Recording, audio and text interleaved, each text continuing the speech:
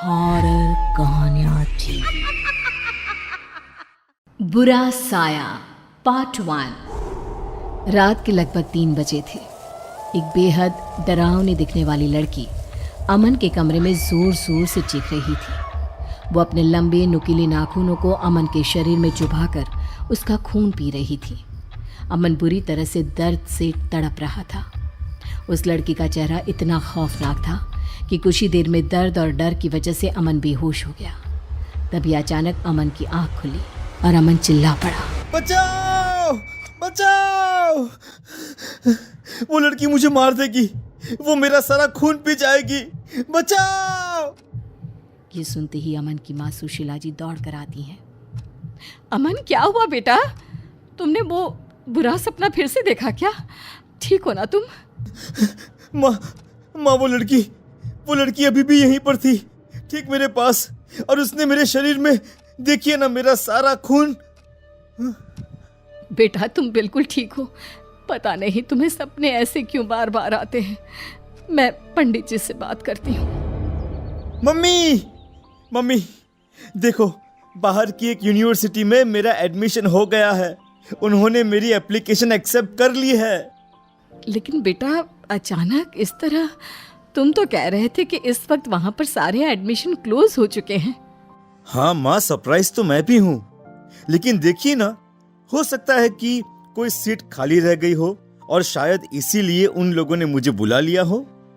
देखो बेटा, सारी चीजें अच्छे से जांच पड़ताल कर लेना। आजकल ना बहुत फ्रॉड होता है, किसी चीज का पता ही नहीं चलता। और मम्मी, कमाल की बात तो ये है कि मुझे ये कॉल सीधा लंदन की एक बहुत बड़ी यूनिवर्सिटी से आया है। यहाँ तो शायद मैंने अप्लाई भी नहीं किया था। बेटा मुझे तो बहुत बड़ी गड़बड़ लग रही है। अभी ये भी तो पता नहीं चला कि वो सपना तुझे बार बार क्यों आता है। तुम अच्छा ना बेटा। अरे डरो मत, कुछ भी नहीं है, वो सपना मुझे ऐसे ही आता होगा। कुछ ही दिनों के बाद अमन सारी तैयारी के साथ लंदन के लिए निकल जाता है। लंदन पहुंचने के बाद तो जैसे अमन की जिंदगी बेहद खूबसूरत हो गई थी। वहां की लाइफ में जाकर अमन बहुत खुश था।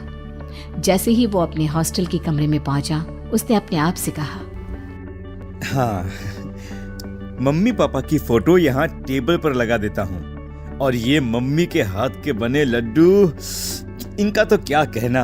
यहाँ विदेश में सब कुछ है, बस मम्मी के हाथ के खाने की बहुत याद आएगी।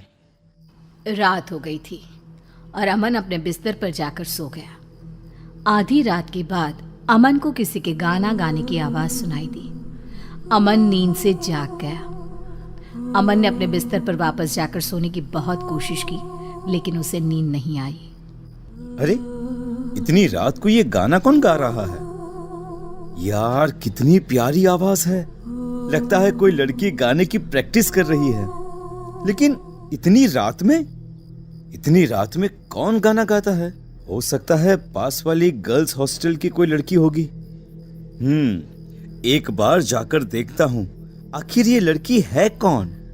अमन अपने हॉस्टल के रूम से बाहर निकलकर दूर दूर तक ढूंढने की कोशिश करता है, लेकिन रात के अंधेरे में उसे वहां कोई नहीं मिलता और गाना गाने की आवाज भी अचानक से चली जाती है। अगली सुबह अमन जैसे ही कॉलेज जाने के लिए तैयार होता है, वो वॉश बेसिन में अपना मुंह धोने के लिए झुकता है और जैसे ही सर ऊपर उठाता है, अचानक से उसे आईने में एक लड़की का चेहरा दिखाई देता है। ओह माय गॉड, ये क्या है? लगता है रात को मेरी नींद अच्छे से पूरी नहीं हुई है, इसीलिए मुझे कुछ अजीब सा लग रहा है। मैं तो डर ही गया था। ऐसा लग रहा था जैसे वहां पर कोई है, लेकिन यहाँ तो कोई भी नहीं है। अगली सुबह अमन अपने दोस्त से कहता है, अरे यार, एक बात बता, रात को हमारे हॉस्टल के पीछे कोई लड़की गाना गाती है क्या? बहुत प्यारी आवाज है। अरे नहीं यार, मैंने तो किसी की आवाज नहीं सुनी। मेरा रूम भी तो तुम्हारे रूम के ठीक बाजू में ही है। अरे यार, रात को लगभग 12 बजे के बाद तू जल्दी सो गया होगा शायद। अरे कम ऑन ब्रो, ये लंदन है, लंदन।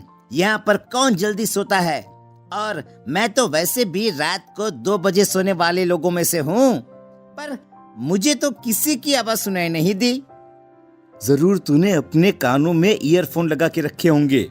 म्यूजिक सुनने का बहुत शौक है ना तुझे, इसलिए बाहर की आवाज कैसे सुनाई देगी?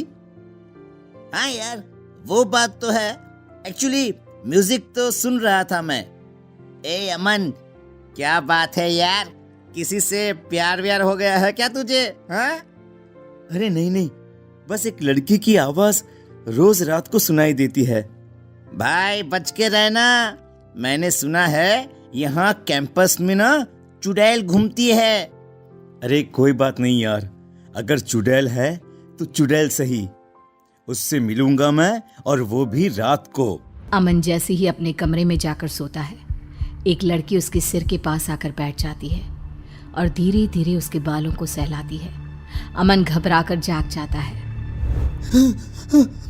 कौन है? कौन है? यहाँ पर, अभी यहाँ पर कोई था, कोई लड़की, लेकिन अभी तो कोई नहीं है। ये मुझे क्या हो गया है? लगता है कुछ दिनों से मैं अपनी फैमिली को ज्यादा ही मिस कर रहा हूँ, या फिर उस लड़की के बारे में ज्यादा सोच रहा हूँ। मुझे बार बार ऐसा क्यों लगता है जैसे यहाँ मेरे आसपास कोई और भी है। अमन थोड़ा सा परेशान हो जाता है। अगले दिन जब वो कॉलेज जाता है तो अचानक से एक लड़की अमन के पीछे से आकर उससे बात करती है। हेलो, आप इंडिया से आए हैं ना? आपका नाम अमन है ना? ओह माय गॉड, ये लड़की कितनी खूबसूरत है। मैंने अपनी लाइफ में आज तक इतनी सुंदर लड़की कभी नहीं देखी। क्या हुआ? मैं आपसे बात कर रही हूँ, आपने मेरी बात का जवाब नहीं दिया। आप इंडिया से हैं ना? जी हाँ, अब ठीक पहचाना आपने, मैं इंडिया से ही हूँ। और आप कौन? मैं यहाँ पास वाले कॉलेज में म्यूजिक स्टूडेंट हूँ और मुझे गाना गाने का बहुत शौक है। तो क्या रात के वक्त कैंपस के बाहर आप ही गाना गाती हैं? हाँ, आपने सुना? एक्चुअली ना, मुझे रात की खामोशी में गाना गाना बहुत अच्छा लगता है। जी हाँ, और कितने दिनों से आपकी आवाज सुनकर आपको ढूंढने की कोशिश कर रहा था, लेकिन जैसे ही बाहर आता हूँ आप गायब हो जाती हैं। चलिए ठीक है, हम दोस्त बन जाते हैं, उसके बाद मैं कभी गायब नहीं होंगी। अमन और निमिषा की दोस्ती हो जाती है। और फिर एक दिन, निमिषा, कितने महीने हो गए हमें एक दूसरे के साथ।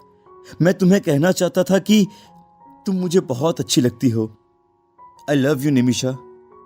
आई लव यू टू अमन, मैं भी तुमसे बहुत प्यार करने लगी हूँ। अच्छा सुनो, इसी खुशी में आज शाम को मैं तुम्हें अपनी फेवरेट जगह लेकर चलूंगी। ठीक है मैडम, अब तो आप जहां लेकर चलेंगे मुझे चलना ही पड़ेगा ना। निमिषा अमन को एक बहुत अजीब और डरावनी जगह पर लेकर जाती है। ये कैसी जगह है? ये तो कहाँ लेकर आई हो तुम मुझे? जानते हो, ये जगह मुझे बहुत पसंद है। देखो ना, यहाँ की राख जैसी काली जमीन, जले हुए पेड़ और ये सन्नाटा कितना खूबसूरत है। लेकिन मुझे यहाँ पर डर लग रहा है। डर की क्या बात है, मैं तुम्हारे साथ हूँ ना।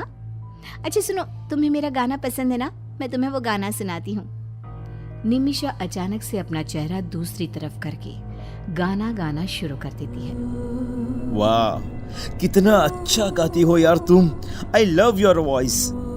गाते गाते अचानक से निशा की आवाज तेज हो जाती है और तेज होते होते उसकी आवाज एकदम डरावनी। ये देखकर अमन बुरी तरह से डर जाता है। निमिषा, क्या हुआ है? क्या हुआ है तुम्हें? ये क्या मजाक है कि तुम किस तरह से गाना गा रही हो? तुम ठीक तो हो ना निमिषा? चुप हो जाओ, अगर तुमने एक शब्द और कहा तो तुम्हारा खून पी जाऊंगी। चुप हो जाओ। निमिषा ने जैसे ही पलट कर देखा, अमन के होश उड़ गए। निमिषा डरावनी चुड़ैल का रूप ले चुकी थी। उसका चेहरा पूरी तरह से जला हुआ था, उसकी आंखों से खून टपक रहा था। उसके लंबे नुकीले दांत अमन का शिकार करने के लिए बेचैन हो रहे थे। कौन हो तुम? और क्या चाहती हो मुझसे? तुम्हारी मौत।